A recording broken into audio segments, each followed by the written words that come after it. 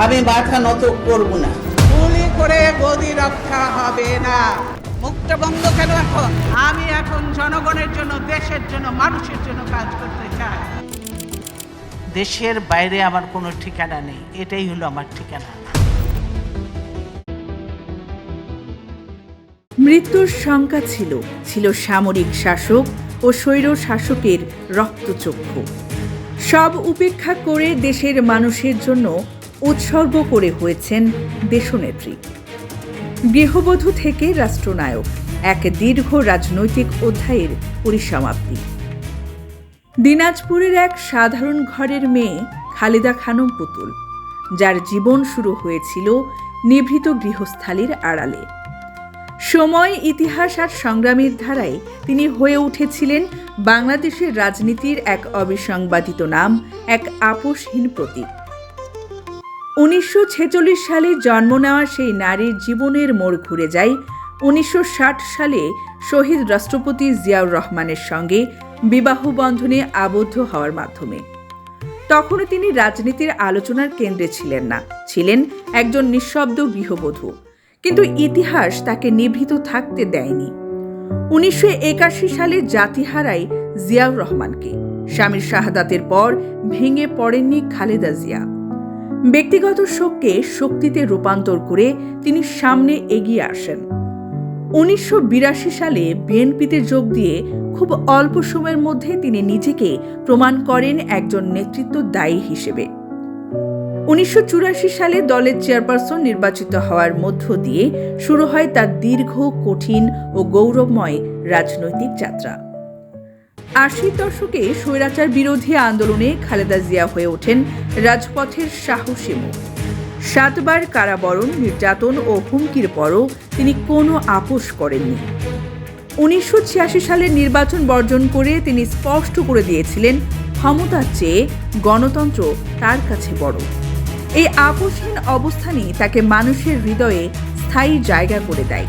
তার নেতৃত্বেই 1990 সালে পতন ঘটে স্বৈরশাসনের, দেশ ফিরে পায় সংসদীয় গণতন্ত্র। 1991 সালে বাংলাদেশের ইতিহাসে প্রথম নারী প্রধানমন্ত্রী হিসেবে শপথ নেওয়া খালেদা জিয়া শুধু ক্ষমতায় আসেননি, তিনি একটি বার্তা দিয়েছিলেন, নারী নেতৃত্ব কোনো ব্যতিক্রম নয়, এটি বাস্তবতা। তার শাসনামলে বাধ্যতামূলক প্রাথমিক শিক্ষা, নারী শিক্ষা উপবৃত্তি, তৈরি পোশাক শিল্পের বিস্তার দেশের সামাজিক ও অর্থনৈতিক কাঠামোয় নতুন গতি আনে। আন্তর্জাতিক অঙ্গনে বাংলাদেশ পরিচিত হয় সম্ভাবনাময় অর্থনীতি হিসেবে। খালেদা জিয়া 3 বার প্রধানমন্ত্রীর দায়িত্ব পালন করেছেন, কিন্তু ক্ষমতার শীর্ষেও তিনি ছিলেন দৃঢ় ও স্পষ্ট। পররাষ্ট্রনীতিতে তার কণ্ঠ ছিল অনমনীয়, আমরা কাউকে বন্ধু বেশে প্রভু হতে দেব না। এ অবস্থান তাকে কেবল দলীয় নেত্রী নয়, রাষ্ট্রনায়কের মর্যাদায় পৌঁছে দেয়। নারী ক্ষমতায়নে ভূমিকার স্বীকৃতি হিসেবে 2005 সালে ফোর্বস ম্যাগাজিন তাকে বিশ্বের ক্ষমতাধর নারীদের তালিকায় স্থান দেয়।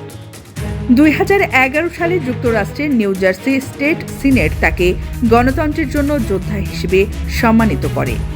নির্বাচনী রাজনীতিতে তার আরেকটি অনন্য রেকর্ড ছিল, যে কোনো নির্বাচনে অংশ নিয়ে কখনো পরাজিত না হওয়া। তবে তার জীবনের শেষ অধ্যায় ছিল সবচেয়ে বেদনাদায়ক। 2007 সালের জরুরি অবস্থার পর থেকে শুরু হয় একের পর এক রাজনৈতিক আঘাত। 2009 সালের পর তাকে তার স্মৃতিবিজড়িত সেনানিবাসের বাড়ি থেকে উচ্ছেদ করা হয়। 2018 সালে জিয়া অরফানেজ ও চ্যারিটেবল ট্রাস্ট মামলায় 17 বছরের কারাদণ্ড দেওয়া হয়, যা বিএনপি ও আন্তর্জাতিক মহলের কাছে রাজনৈতিক প্রতিহিংসার উদাহরণ হিসেবেই বিবেচিত হয়েছে। দীর্ঘ সময় নির্জন কারাবাস, পরে গৃহবন্দিত্ব একজন সাবেক প্রধানমন্ত্রীকে কার্যত জনজীবন থেকে বিচ্ছিন্ন করে রাখা হয়। 30 ডিসেম্বর ভোরে ঢাকার বেসরকারি এভারকেয়ার হাসপাতালে বেগম খালেদা জিয়া ইন্তেকাল করেন। তার মৃত্যুতে শুধু একটি রাজনৈতিক অধ্যায়ের নয়, একটি সময়ের অবসান ঘটে। বেগম খালেদা জিয়া ছিলেন কেবল একটি দলের নেত্রী নন, তিনি ছিলেন সংগ্রামের প্রতিচ্ছবি, আপোষহীনতার নাম, গণতন্ত্র পুনরুদ্ধারের প্রতীক। জনগণের প্রতি তার অটল ভালোবাসা ও বিশ্বাস তাকে বাংলাদেশের ইতিহাসে এক অবিচ্ছেদ্য অধ্যায়ে পরিণত করেছে।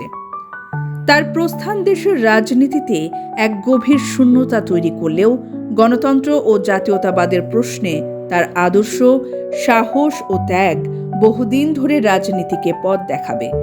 নারী নেতৃত্বের ক্ষেত্রে তিনি যে দৃষ্টান্ত স্থাপন করে গেলেন তা বাংলাদেশে নয়, দক্ষিণ এশিয়ার রাজনীতিতেও এক অনন্য অধ্যায় হয়ে থাকবে। স্মরণী, ডেস্ক নিউজ, অগ্রযাত্রা প্রতিদিন।